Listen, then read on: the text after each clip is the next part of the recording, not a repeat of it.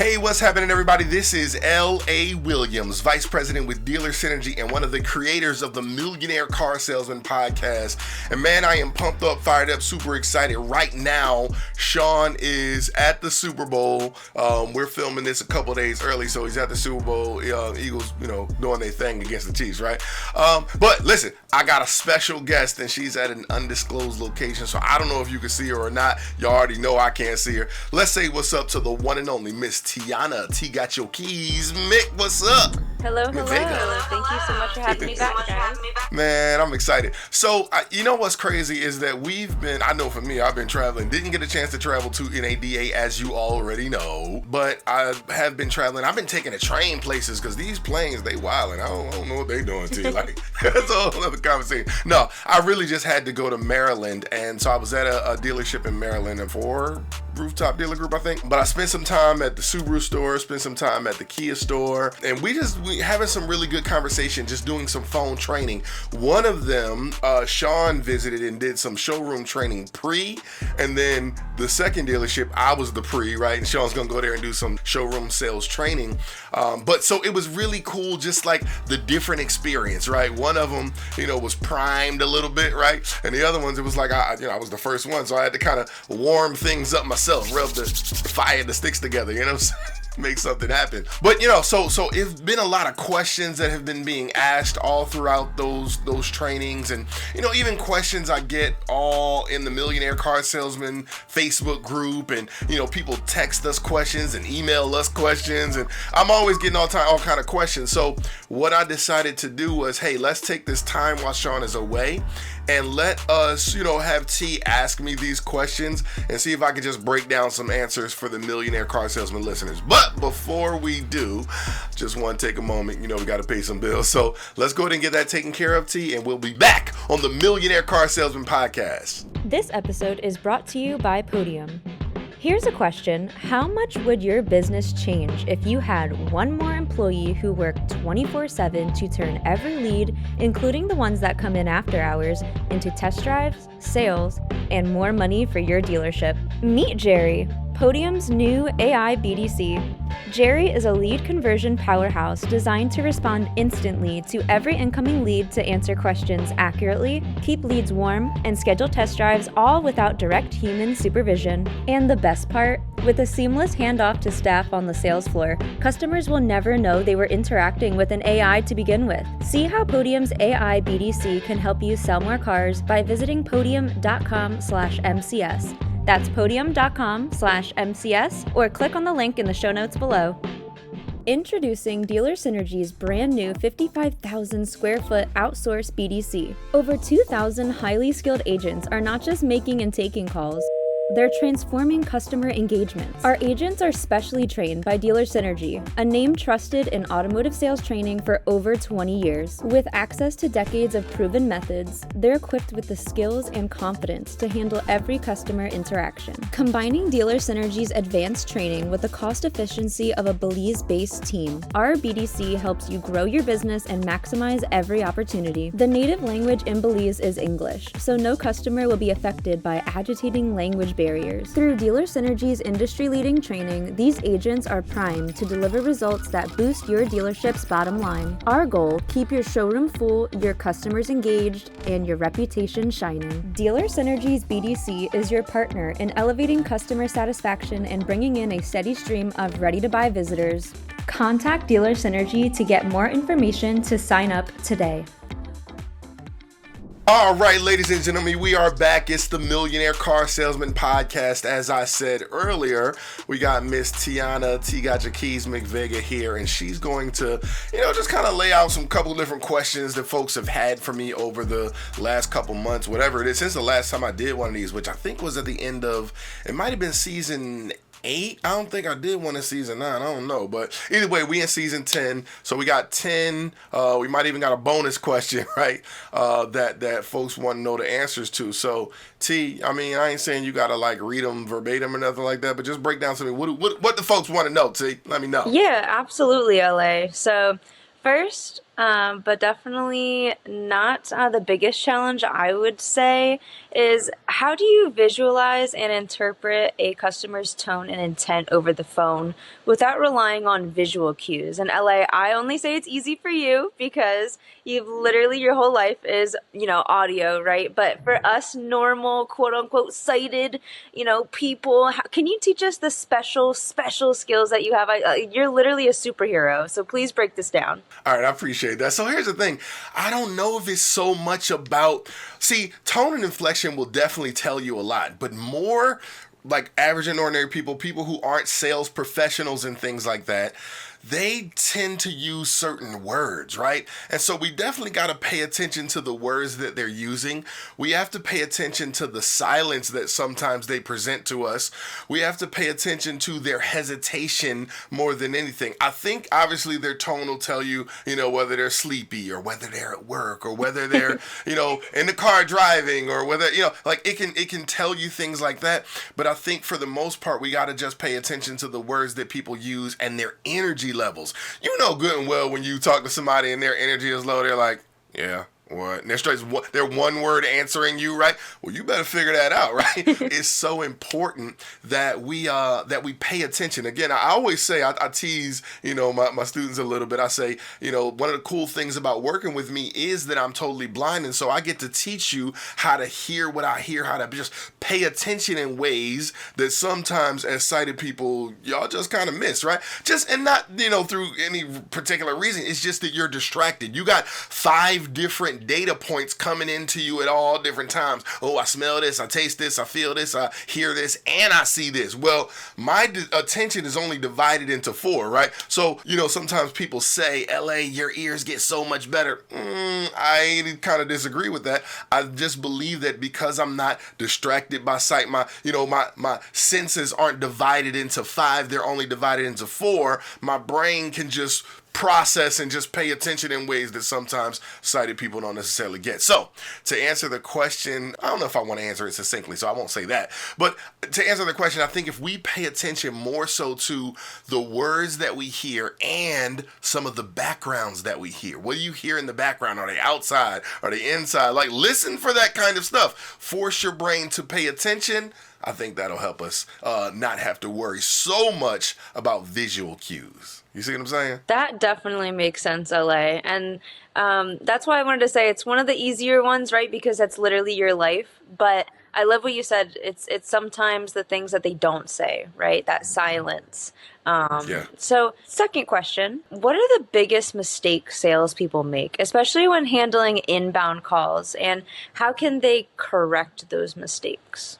Oh, wow. This is a great question. And let me just be real with you listeners, right? Because even though you're the Millionaire Car Salesman listeners, you probably still make this mistake, okay? So let me just kind of talk to you. When we take inbound phone calls, first of all, our energy is not right. We be like, Synergy Motors. Like, what? What type of nonsense is that, right? No, hey, thank you for calling Synergy Motors. This is LA speaking. Are you calling about one of our specials, right? That's exactly what I teach, right? Because you got to have energy. If you're going to have the nerve to pick up the phone, right, and you want to sell something, make sure you got the right attitude, right? They say attitude is everything. Well, they ain't never lied, right? Attitude is everything. And so make sure you pick up the phone with a heart to serve someone. Act like you ready to make some moves, right? It's like, people talk about walking in. You come in, man, you come in pumped up, fired up, super. Come in with the right attitude, right? Don't come in with last night's breath all on your. I'm like, that's exactly what our customers are experiencing when they make phone calls. T, you've seen our videos on what is it, the TikTok-y, Instagram-y thingy, like, you know what I'm saying? When I call, the energy is not right. That's why sometimes it is kind of cool to have an auto attendant, but even with those, man, you press 1 for sales and you get sales. What? Like, yeah. So that's the first one, right? I could probably go on for a long time, but I'm gonna keep me limited on this one, T. Don't let me go too far, right? So secondarily, right? As you heard, asking a question, and not the corny question, "How may I help you?" That's just so across the board corny. It don't make no sense. It's so every industry says it, and it's not very effective. It's almost to the point where people kind of expect it. Even when you go into customer service or sales, you don't even need to teach someone that, and they automatically say it because it's embedded in our brain from years and years of making phone calls. So I totally recommend not saying that. You could ask anything else probably, and it would be better than that. Now, some dealerships got the "it's a great day at such." I think that's kind of cool. I could work with that, right? But it helps us fix our energy, but sometimes they still don't even ask questions. And don't ask the question, even though I'm going to say this, don't ask the question, who am I speaking with? Because it is the number one thing, but it's not the thing that you should start with, if that makes sense, okay? The next thing, right? Let's put the customer's needs first. So when I say, are you calling about one of our specials? It doesn't matter what Tiana would say, right? I'd say, okay, well, which vehicle are you calling about? She could say yes, no, what are your specials? Doesn't really matter to me. I'm going to ask her which vehicle was she calling about, and then she's going to tell me. And now I'm going to get into the number one thing, which y'all act like is the number 100 thing, right? Asking for the name and number, right? See, people, if you find yourself talking to somebody, right? And then you get down to the end of it and you think they might or may not give you an appointment, you'll go, oh, what was your name again? What you mean again? You never asked in the first place. Let's not get it twisted. And you ought to know that you're not having a good sales conversation, because if you've been talking to somebody for 5, 6, 7, 8, 9 minutes and you haven't said their name, you ain't selling. You understand what I'm saying? And I'm talking about selling an appointment. I don't make sure you know not to sell the vehicle over the phone. That's probably an even bigger mistake, but we ain't gonna talk about that one, right? But we definitely got to talk about what I talked about in the beginning: the attitude, not asking questions, not gathering information, meaning the name and number before you go telling them whether the vehicle is available, or here's the other big challenge: telling them the vehicle is not available. Oh, that one's been sold. Ridiculous, right? Putting a pin in someone's balloon. They were all excited about the car, and you just go. And I just listened to a phone call. I should play it, but I'm not going to do it, right? I ain't going to embarrass the person. But somebody called. They was all excited about a car, and then the person was like, oh, that vehicle's not available. But then they tried to, put a bunch of stuff after the fact. And then they was like, the customer was like, well, I'm just going to go back on the internet and look. And they were like, but I just said we got some other vehicles. And then they was trying to argue with me, talking about, oh, I did tell him that we had other vehicles. I said, he not listening to you. You already done put a pin in his balloon. That's like if you go to a concert. T, I know you're a big concert girl, right? You go to the concert, right? Give me one of your favorite artists. Just anybody. Let's go with Doja Cat. Doja Cat, right? Right. So you go to the Doja Cat concert and they got like 2-3 different openers, right? But then what if halfway through you found out Doja Cat wasn't gonna be there? You be like, man, I'm ready to go. LA, I'm leaving. I'm not. I'm not staying around, right? And so that's what happens. Their favorite artist, right? Their favorite food is not at the restaurant. You know what I mean? Restaurants we done walked out on because they didn't have what we initially went there for, right? That's exactly what's happening with your customers. So you got to learn how to ask questions like, hey, Tia, so what was it about this vehicle that made you give me a call today? I'm just kind of wondering, right? And then they tell me the thing, and then I see if I can flip. Hey, well, let me ask you, if I could show you something that had that third row that you needed, right? And of course, with similar mileage, options, and pricing, would you be willing to take a look at that? Now, mind you, obviously, I'm talking about a pre-owned vehicle, right? Don't for people to be crazy. All right, so I'm talking about that, but notice I never asked her would she be interested, right? I always say, would you be willing or would you be open to taking a look? Customers ain't never interested. So also, I told you I can go on about this forever. Stop saying the word interested, daggum it. They not interested. Just listen. You don't even have to ask the question, are you interested? Would you be interested? The answer is no, okay? So unless you're willing to change the word that you're using, you're going to have to keep suffering the results that you're suffering. All right, I'm stop. I'm gonna pause. I know you got more questions. No, as you should, LA, because everything that you touched on was definitely, I want to say I don't want to say fundamental, but a lot of it was kind of the fundamentals, right? Asking for contact information. Yeah. Even making sure that, you get the customer's name in the beginning, at the end, making sure you don't just go ahead and say, it's not available. All of that is fundamental, but I see vets in the industry for decades, and they still do this. So I love that you touched upon all of that. 58% of calls do not go the way that they're supposed to. Over half. It's crazy. No, it is. It's worse than our American divorce rate. That's one of my taglines.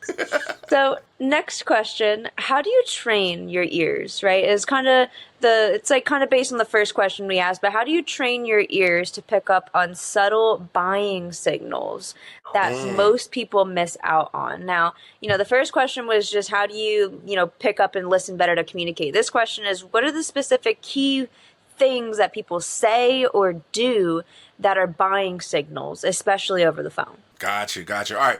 So this one is so interesting because I think I answered this one a little bit on the first time, but I like how you just rephrased it when you talked about what do people say or do. So one of the things you got to be careful of, because people have learned to not trust the automotive industry. Unfortunately, it is what it is, right? And I can say fortunately, unfortunately, right? Because now since we know that, then we got to have certain game plans in place, right? So customers will hit you with the, well, listen, I'm willing to buy a car today if you such and such and such and such, right? You out your mind, right? Like, don't fall for the okie doke, because that's what they gonna hit you with, right? Well, listen, if you do such and such for me, well, then I'll do that. Like, no, they're not. Don't even got to go into that, right? So you have to be aware, did I build value, right? Because if you really didn't build value, well, then you know good and well that this customer is gaming you, right? So stop getting played by the customer. You got to know that, and I say this all the time, and I'm going to use this as we continue forward. I'm going to say that customers are like fifth graders, and I'm not saying that in a disrespectful way. I'm saying that to say that even when customers say, oh, I've bought 10 cars in my lifetime, you should be like, Mr. Customer, I sold 10 cars last week. Now, don't say that, right? But you could think it, right? Like, I sold 10 cars just last week, Mr. Customer. So I understand what you're saying, but don't pretend as if they have more experience than you, because they don't. And you, a lot of times, well, I say the Millionaire Car Salesman listeners, I'm just going to throw y'all all in the bucket today, okay? That's all right? Just hang out in the bucket with everybody. So you allow yourself to believe when they tell you that they got more experience, right? And that's not the case. So what do we have to do? We have to gauge genuine interest. Like, if people are asking questions, that, like, real questions, deep questions, that tells me that they are more so, quote unquote, interested, right? And not just saying they're not interested, right? So I say they're the buying signals, right? When people are asking questions, those are buying signals, especially when they're asking things like, well, and beware of the game on this one too, but people say, well, how late are you guys open? Or, hey, so what is, how does let me see, how do people say, ask about price, T? They might go, so is there anything you guys can do as far as the price is concerned, right? That tells me, oh, so you are kind of looking into this a little bit, right? When they say things like, well, how long does it take to do such and such, right? So what am I doing? I'm thinking of the 7 reasons why people go online, like price, research, availability, convenience, trade-in. I hate car salesmen, right? Just credit, right? That type of stuff. And so I'm thinking of, hey, well, would you be able to give me a number for my trade? See, things like that are real live buying signals, right? That lets me know that someone is a little bit more serious than someone who is not. You got to pay attention to that kind of stuff. So I think that I'm better at answering a question like that when it's in real time. Like play me a real phone call and be like, LA, is this customer really? And I'll be like, yeah, well, did you hear how he breathed or she breathed right here? Did you hear how he hesitated right here? You hear the kid in the background, you hear that, right? And so you got to pay attention to stuff like that. Ooh, I thought of some more mistakes, but I don't want to go into them. But hopefully that answers the question. When people ask questions, they would only ask if they were looking to buy the product, and sometimes the product is the appointment, right? As a matter of fact, that's what it should be when you're on the phones. If people are asking those questions and you're responding with questions about their questions, well, now you know that person is really offering you serious buying signals. That is so powerful, LA. And that kind of leads us perfectly to the next one. Now, what exactly are your top strategies for controlling the conversation, especially when speaking with somebody that takes control, right? They're short with you. They're like, hey, LA, I don't want them running around. I want this now, and it's going to be done this way. How do you take back the conversation, and how do you put the customer back on process? Because especially, in showroom sales, you have the customer walking away from you and you're showing them the car, or maybe they're on their phone texting somebody else, but now you're on the phone and they're kind of just directly asking you questions, trying to gain control when you have to be the one in control. So how do you exactly overcome that challenge and gain control from a customer that's like that? Yeah. So when you say control, what would you say that? See, I just did it for you right there. See, I'm about to ask you a question about your question. That's how I keep control. Right? Yeah. So people ask me questions or they make statements. Well, then I immediately begin to ask them questions. We should all know here that questions control the conversation. I know they say whoever asks the most questions wins, but the truth is whoever gets the most questions answered is who wins, right? And so the key is to be able to not only ask questions, you got to learn to ask the right questions, and you have to ask questions about folks' questions, right? So when people say things like, give me what you say, they said what they were going to say, it's going to be done this way. Okay, so when you say this is going to be done, are you saying that you're trying to make, it sounds like you're saying you want to get this done quickly. Is that correct? Right, I can say something like that. Like there's so many different things I can say. But again, and it's so interesting, I'm about to break down, because I know about the questions, right? And I just used almost one of my word tracks, right? Because if someone has some sort of an objection or something like that, I might say something like that, right? Well, it's so interesting that you say that, right? And so we're probably going to get into a little bit of that, but that's another way that I can jump in. If someone says something to me and it's not a question and I don't have a question about their question, I can just analyze what it is that they just did, right? And I can go, well, it's so interesting that you say that, Tiana, because I was thinking, right? It's so interesting that you say that because the last time a customer said that to me, here's how it happened. And I'll start sharing stories and different things like that. But you got to make sure you're an engaging person. I think so many times, one of the favorite things that Sean says that I enjoy, he talks about how, man, we got to have a personality, right? There's no training manual, there's no podcast, there's no nothing, right? That's going to give you a personality, no pill you can take, right? I mean, folks say some substances and stuff, but it's not going to give you a personality, right? You either have one or you don't. And then here's the situation. Whatever it is that you have, are you working on it? Do you know your skills? Do you know your strengths? And are you using those strengths? Maybe you're not a energetic person like myself. Maybe you might be one of them real cool, laid back type people, right? And so you got to learn to still use your voice to your advantage, And so sometimes I might talk to a customer like this. Sometimes I might give them a little bit more energy. It really depends. But the point is, you have to learn to adapt. One thing I will say, right, like about folks that got the melanin, they said all that different kind of stuff, right? See, you know how we run. They say we know how to code switch. You know what I'm saying? Like depending on who I'm around, right? There's a certain, if I'm in the hood, y'all gonna hear me talking a little bit different than if I'm on the podcast, than if I'm with, because you got to know how to code switch. You got to know how to you got to be a chameleon when you're in sales. That's what code switching kind of means, right? You got to be a chameleon, right? Be all things to all people. And I think that if we learn to do that, it'll help us to use the right language that will help a person to actually move forward. And I forgot the question, but I hope I just provided a lot of value based off what I just shared. Oh, absolutely. No, absolutely. And I think you kind of answered the next question as well, because it's kind of the same. It's like, how do you take control even though you don't see them, their body language? In LA, that's your life, right? You don't see anybody's body language. So it's all in the tone, the inflection, everything that you shared in the beginning, the pauses, how long the pauses are, how long the silences are, how long the non-silences are, the tone, the inflection. So I think you kind of summed everything up in a tiny, cute little bow there. Yeah, and then look, check this out. You got all right. So the goal is what? You got to sell yourself, sell the dealership, sell the car, right? Well, I think the challenge is folks selling themselves, right? You got to help people to know you, like you, trust you, believe you, and then they'll buy from you, right? And so I know you've heard that before, but how do you make sure that they get to know you? Well, you got to figure out: are you willing to share stories about yourself, and are they willing to share stories about them? Y'all don't know how many, barbecues I done been invited to, and, ex-husband stories I done heard, and kid stories I done heard, and mother-in-law stories I done heard, right? So you learn how someone feels about you based on how much they're willing to share with you, right?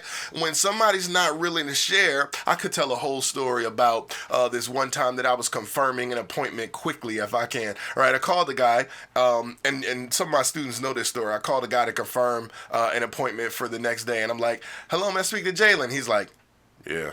Hey, Jalen, this is L.A. Williams reaching out to you from ABC Motors, and I catch you at a good time? Yeah. Hey man, I'm one of the managers. Like his energy was just like super low until I asked him about his wife. I said, hey, so real quick, is there anyone else that's going to be joining you for the meeting, or is it just going to be you? And he was like, oh, my wife going to be with me. I was like, ooh, a little energy. Okay, right?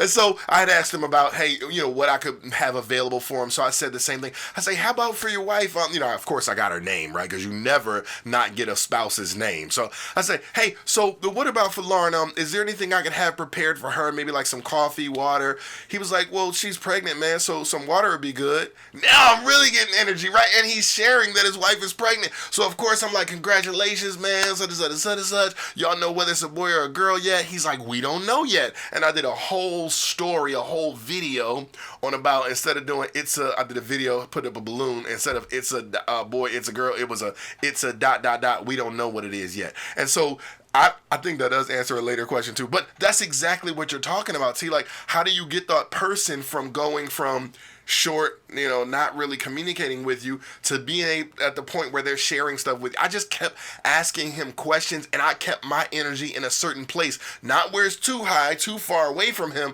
but enough to reach out and pull him and get him to where I needed him to be. So hopefully that answers the question too. Oh, no, exactly. A couple of people were actually wondering, how does storytelling play an effective role in phone sales, and how do you maintain that high energy and enthusiasm when dealing with a difficult customer? And I feel like you just answered both of those in one, right? You were picking up on what excited him, and then kind of went a little deeper into that. Especially with the storytelling right now, you're explaining to us exactly how, let's say another customer calls you and says, well, my wife is pregnant and we're thinking about coming by a car. And you could say, hey, well, that's perfect. I just had this lovely couple. They didn't know if it was a boy or a girl yet. Do you guys know yet? And that's exactly storytelling and how to get that enthusiasm out of somebody. So I think you nailed it right on the head, LA. It was perfect. It's so crazy, T, because, and you know me, like you've been hanging around me since you was like 9 years old, LA, but even professionally, right? I've worked with you from a training perspective and all of that good stuff. So, but I want to answer those questions really quickly, just individually. So keep me on time, right? Make sure I don't go too far, right? So why does it matter what the customers and how difficult the customer is, right? How do you maintain your attitude when you're dealing with a difficult child? Right? Well, nobody asked me those questions, right? Like, because you a grown man, woman, you know how to handle a quote-unquote difficult child. You had a 5th grader that was acting out of line. You know exactly what you got to do, right?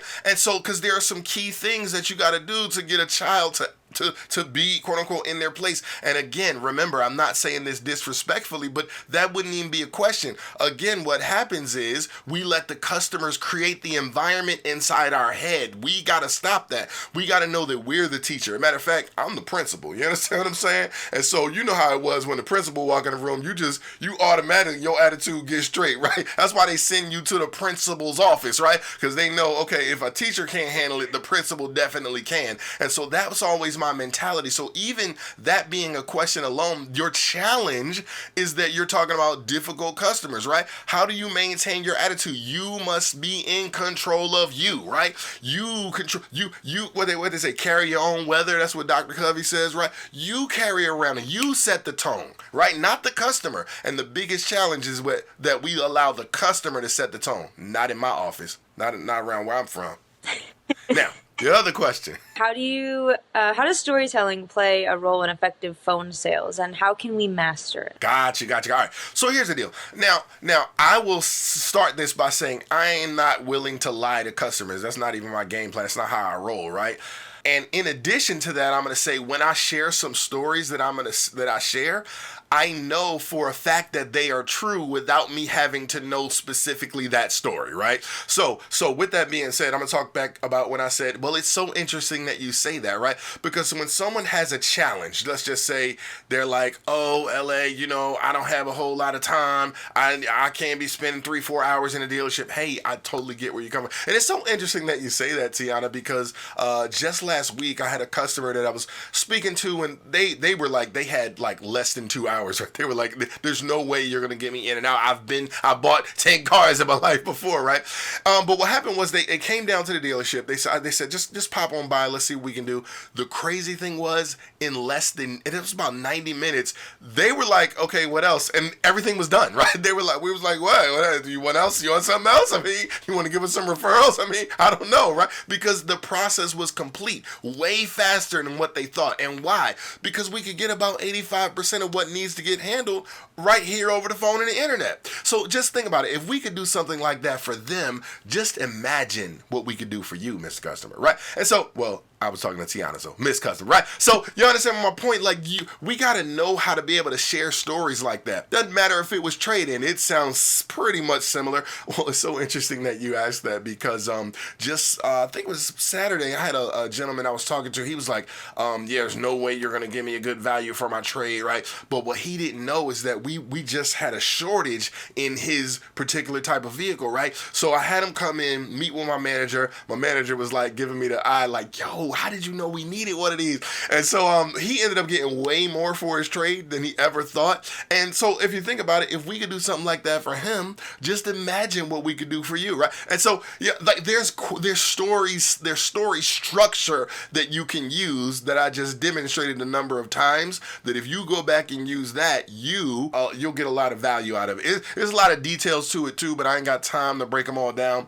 But if you join my class, what's that class called, Tiana? It's called How to Make Money When Managers Set Appointments and You Were the First Point of Contact, because it's really a lot of times it's a TO type of strategy. I teach more about that in that class. And anyway, join any of my classes, man. I'm live on Bradley On Demand pretty much all the time, right? We got 3 to 8 classes that happen on a daily basis. It's either me or any one of the other instructors at Dealer Synergy. We be making it happen, man. So that's what I would say, though. And LA, correct me if I'm wrong, but people are allowed to ask whatever kind of questions in your classes, right? So all these questions that we're getting here answered now have all came from somebody exactly in your shoes listening right now, right? On the sales floor, a manager that had the same exact question for LA. So you can always join a class and ask LA your own question. Exactly. I know I give my classes titles because I need to have a little bit of a format, but as y'all can tell, format and me don't quite mix, you know what I'm saying? So I just say what I want to say, right? And I'll teach what I want to teach, because my whole thing is I'm going to serve my student. I actually wrote about it, or I don't know if it actually came out in the book, but it was in one of my chapters that I was writing. It might not have made the final draft, but I was talking about how, growing up, man, I had, teachers that I would ask a question and they'll be like, well, Leslie, that's not a part of the curriculum. I'm like, so what? I want to know the answer, right? And so that always bothered me. Like, don't be dismissing me and my question, right? I want to know. And so I've made it a decision as a teacher, as the leader, right? I'm going to make it my business to make sure that I help each and every pupil in my class, regardless of the situation. If we got to stay a little bit after, then that's just a part of the business, right? Because other people likely have that same question and they really are interested. Because hopefully, as y'all can tell, I don't give boring answers anyway, you know what I'm saying? So we always have a good time, T. Hello, I'm Shane Bourne with Promax. When we're faced with any challenge, we work together to find the best solution. That attitude and commitment to excellence has helped us pioneer several innovative solutions into the automotive space, like our award-winning CRM and desking tool, which this year we are showcasing with AI-enhanced call tracking analytics. Also our Blackhawk digital marketing solutions. We pioneered soft pull into the automotive space, and we allow consumers to gain valuable insights early in the buying process, like their credit score, their trade value, and equity, all of which help a streamlined, frictionless buying process, which is important to both the consumer and the dealership. We look forward to showing you just how important it is to us to be more than a vendor, but to be a partner with you, mutually striving to accomplish your goals. For more information, contact MCC directly and let them know you heard about them on the Millionaire Car Salesman podcast. This has been the most in-depth training I've had in my lot of years in the car business. We went from 60 cars to 156 cars a month in 3 months. NAMAD, the entire Toyota Chicago region, as well as the top automotive groups like Koons, Lithia, and Norm Reeves have all used Bradley On Demand to train their team. They're the most comprehensive training company I've seen, and they by far have the best support system. Doing 50 cars a month, topped out at 80. I can tell you that the Bradley On Demand training will get you to the next level. And guess what? The world's #1 car salesman, Cody Carter, shares his exclusive strategies right here. You want his secrets? You gotta have Bradley On Demand. If you're still not enrolled in Bradley On Demand, you're missing out on the best virtual automotive training in the world. Enroll now or contact us for a free test drive of the platform today. Oh, of course, and we only have a few more left here, which obviously then will entice you all to go ahead and ask your own on Bradley On Demand, on Mr. Williams' class here. But let's get into the nitty-gritty. What's your secret to building deep trust and rapport with customers over the phone in just a few minutes, right? We don't have a long time with these customers, so what is the secret to building that deep trust and rapport? Wow, so that's a great question. So again, it has to deal with your tone and inflection, right?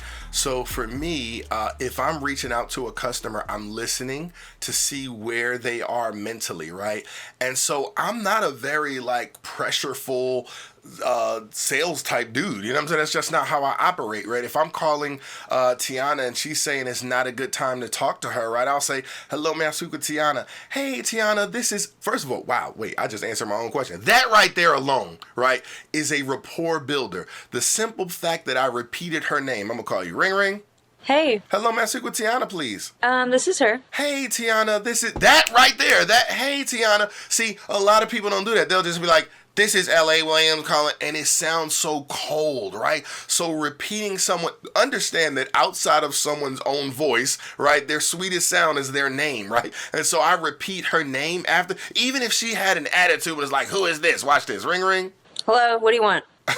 Well, who am I speaking with? Tiana. Oh, just the person I wanted to talk to, Tiana. This is L.A. William. Boom, right? And she gave me the attitude before I was expecting it. But, right, as you see, I can handle it, right? So now somebody might be like, well, you called me. And I'll be like, well, here's the thing. I was looking to speak to a Tiana McVega. Like, I have to believe that's answering the question. And that was not what I intended to say. But both of those are things that I do that help me to build immediate rapport with customers. Even when they got an attitude, right? I'm still like, oh, hey, I kill people with kindness. Oh my gosh, what? LA, what? That's a word. Yes, it belongs in the automotive industry. It's called kindness, right? And so I kill people with it, and they like me for some strange reason. I don't understand. I don't get it, right? But yeah, that's probably the shortest answer and less than what I thought I was going to say, but it works, so good. I love it, and that's exactly why they call you the master, right? So going off of those few phrases that you just gave us, right, repeating the name, what are some overlooked phrases or word choices that can instantly improve a salesperson's effectiveness on the phone? Great question. Even what I just said. Well, you know what? That's a great question, Tiana. Like that alone, just sharing it, that's like, so it's an old school one, but a lot of people don't say it, right? Especially in this era of kind of like post-COVID order takers and all that kind of stuff. Being able to answer someone by saying, that's a great question. And when they ask a question, that's a phrase. Things like, you know, Tiana, I'm just curious, right? Just telling someone I'm just curious about something, right? I'll give you 2 simple words that inspire empathy. Tell me, right?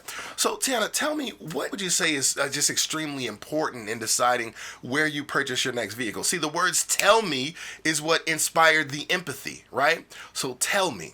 I'm firing them off, so I hope y'all got y'all pens and papers. You better rewind this thing, right? Something I say at the end of my questions, I'll say, I'm just wondering. So I'll be like, so what was it about this vehicle that made you give me a call today? I'm just wondering. I'm just wondering, right? If you just tag that on the end of some of your questions, it stops it from being so heavy, right? So it's not a heavy question. It's like, oh, he was just wondering, right?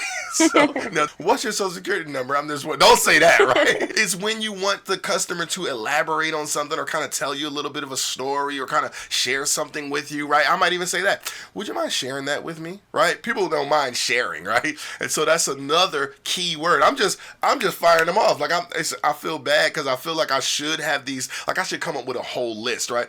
Jonathan, he works with us. He said that there's a book called Words That Sell, right? And I said, shoot, I need to write the next edition. You know what I'm saying? Because there are so many different words that sell. And so let me just apologize to y'all. Maybe I need to get a little more organized. Maybe when I get a little, I calm down a little bit, right? If I sit down and get my author brain going, right, I can actually give you a list of keywords. But that was just me firing them off the top of my head. So hopefully that's helpful. So that's why it's a podcast, not a book. Even though you can buy the book. SoWhatGuide.com. That's definitely helpful. And if you guys did not already, I have my copy of So What I Can't, the guide of winning in the face of fear, uncertainty, and doubt. I actually have my signed copy right here from Mr. Williams himself. It's actually on Barnes & Noble, so if you guys want to go to Barnes & Noble's, anywhere to get your books, right, you're going to be able to find it. Barnes & Noble's is just my favorite. But if you want yours signed, then you're definitely going to have to reach out to Mr. Williams and see how we can get you a signed one. But go. He's definitely good with the words, that's for sure. So next question, because we do have a little bit of time left and a little bit more questions, and I definitely want to make sure they're answered because a lot of people were asking all of these same ones. So can you share a time when a simple change in tone completely turned a difficult call around? Like, what's the most memorable time that's happened to you and in a short amount of time? Gotcha. So, when I see again, I think that's all the time, right? Because I learn very quickly which tone I can use with a customer. But then sometimes I blow it, right? So I know, I think the question was meant to talk about a positive turn, but I'm going to talk about a negative one, right? So I remember I talked to this lady and, everything was good. And we were talking, I think it might have been an appointment confirmation. I knew I was taking over for somebody, but, we were having a conversation and the lady she was okay. She was a little stale, but I was, enjoying the conversation. And at the end of it, I think I was telling her something like, oh, I said, well, you the bomb, girl, such, right? And then later on, she sent an email and said, oh, I'm not coming because he said I was the bomb, right? I was, so okay, no problem, right? Because my whole thing is, if that's the reason, if that's your reason for not going in, please don't come in. Like, please don't come to my dealership. Please don't do that, right? Even more recently, right? I sometimes, I take liberties, right? And so let's say if I'm calling and leaving you a voicemail, I'm not just going to leave you the basic, boring voicemail, right? I'm going to leave you something that like really ties and tailors to you. And so I think there was a gentleman that he worked at like some sort of fraud prevention or something like that. And so I said, hey, what's happening? I think his name was Daniel. Hey, Daniel, I'm not calling to report fraud. I'm just calling about internet purchase request you submitted on such and such vehicle, right? He called the dealership. He was so mad, right? Because he was like, don't be playing on my voicemail, blah, blah, blah, blah, blah. No, bro, I just made you listen, right? And see, the cool thing is he doesn't realize that I still got what I want, because no matter what my BDC coordinator was saying, you wasn't calling back. You weren't engaging then. So even if I got to incite a little fire into you, right? You still call the dealership. And now if someone picks up if it's me, then I know I can handle you. But if one of my managers has coping skills and say, hey, wow, you know what? I totally understand where you're coming from. I'll make sure that I speak to him. In the meantime, let me ask you this, right? That's another one. Let me ask you this. That's real old school too. Y'all need to learn to use that as far as one of those phrases, words, things that you can use to be more successful. Let me ask you this. That's another one. Bam! And I think a good way of, besides writing them down, right? Because you can just write them down and you can say them, when you got that up in front of you, that opportunity in front of you. But I think learning how to use them in your everyday life, right? When you're talking to your friends, when you're talking to your family, you're talking to your partner, just say, tell me, LA, where is it most important to you in deciding where we eat tonight? Yeah, doesn't that make there you you feel go. like, oh wow, she cares, right? Like, oh wow. That's good stuff. I love it. No, but definitely, guys, it's not enough just to listen. It's not enough just to write it down. Let's actually put it into practice, and not only when we have somebody in front of us, right? Let's utilize all the time we have for training, for practice. Practice. Woo! We said it at the same time. That was hot. Now, with that being said, last question, right? And I think it's honestly the most important one. Wait. Before you ask a question, because I do want to give a positive, but see, this one is not about tone. I thought you was going to ask about words, right? So let me give you one real quick, because this was crazy. I thought this was so crazy, and I may or may not have told this story on the podcast before. So remember when I said earlier, you got to listen to what the prospect is saying, right? So I was talking to this guy, and I believe it was a TO, and I don't know, I was killing it. I know I was saying some good stuff, but he was not listening to me, right? I kept saying, I don't know what, I was giving him just the rebuttals, just really good stuff, and he was like, yeah, well, but I was listening to what he was saying. As I paid attention, he kept saying something about being comfortable, right?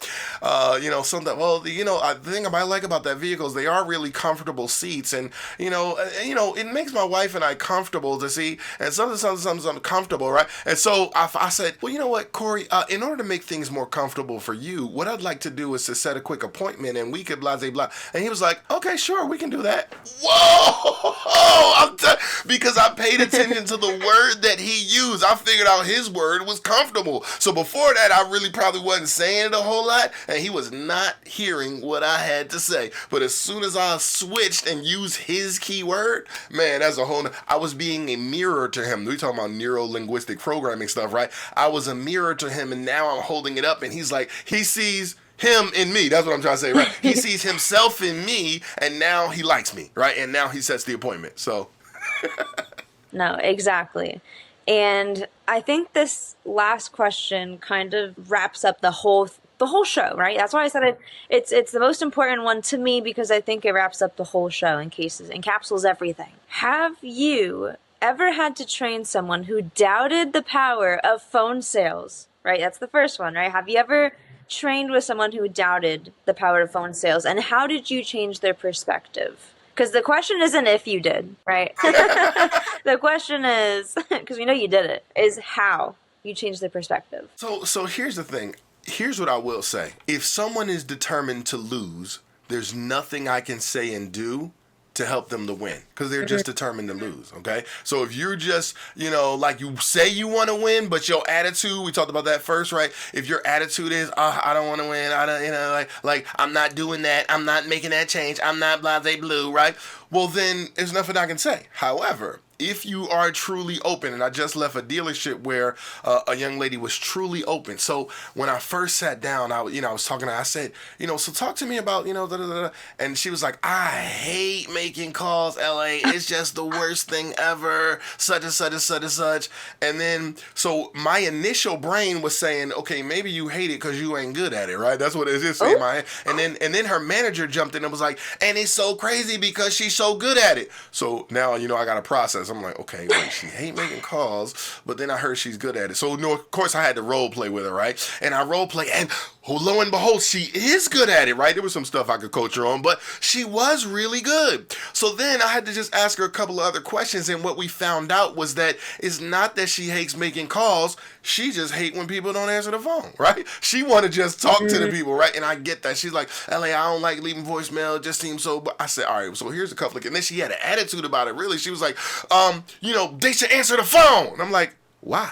I said, when they answer the phone, who makes money, you or them? And she was like, well, me.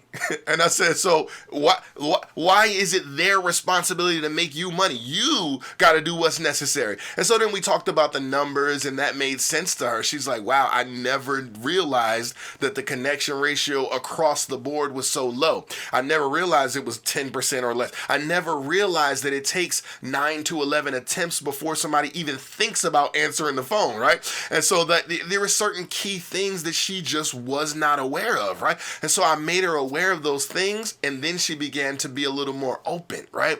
And so that was the beginning.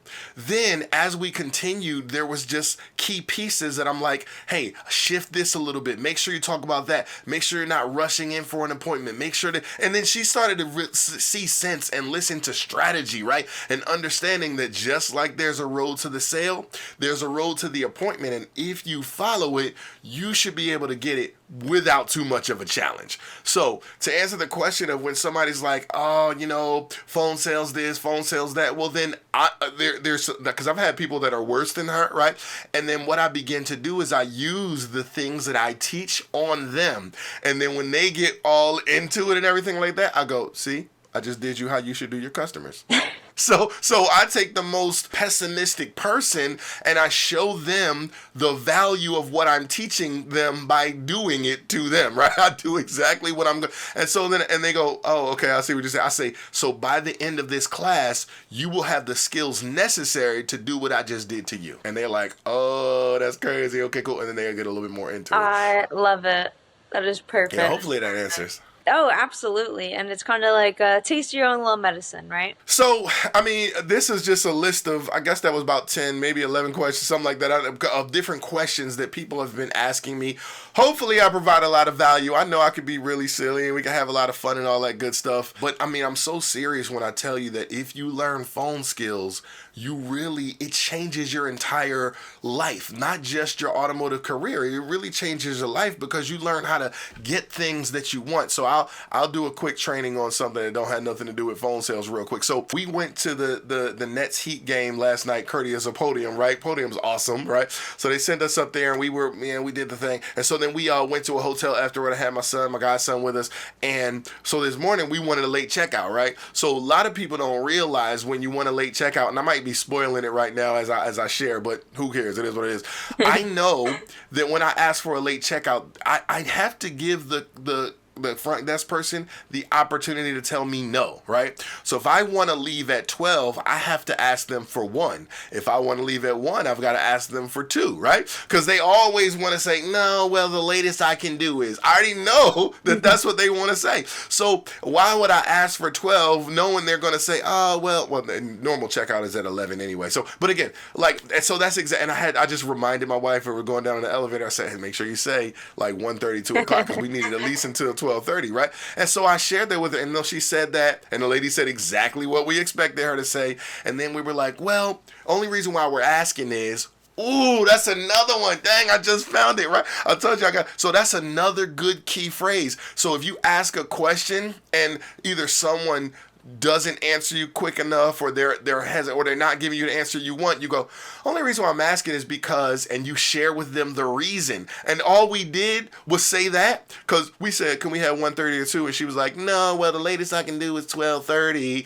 And I was okay with that, but my wife wanted to try the only reason what I asking thing is, right? And she said that, and the lady was like, oh, okay. And then she pushed the little buttons, and she was like, all right, I get y'all till 1:30, right? So to answer, to share what I'm sharing is, you will learn how to do things like that once you learn psychology, all that kind of stuff, man. I just think we got to use that stuff. I love that you said psychology, LA, because the tactic that you just used and that you guys use for the hotel, that's called the foot in the door technique, right?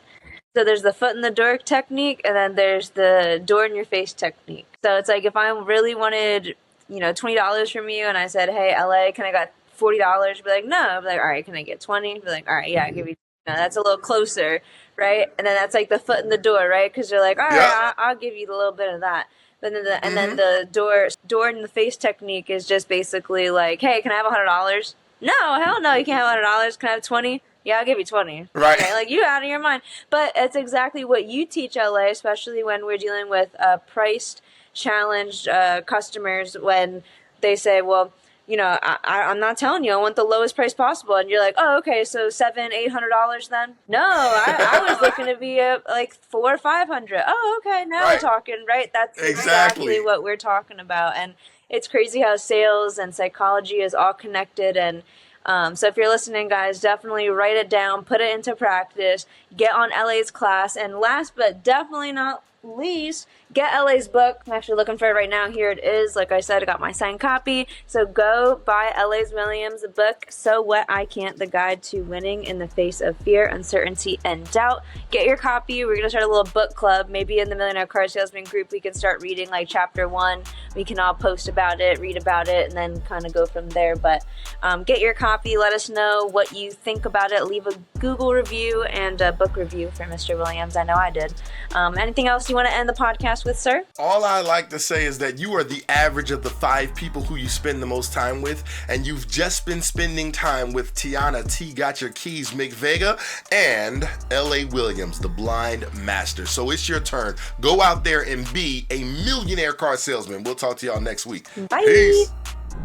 Thank you so much for watching this week's episode. If you liked it, you're gonna love Bradley On Demand. Bradley On Demand is the most advanced virtual training, tracking, testing, and certification platform. What does that mean? It's an online university. And if you like this information here, we have hundreds and hundreds of advanced videos, step by step, on how to help you sell more cars more often and more profitably, so sign up now.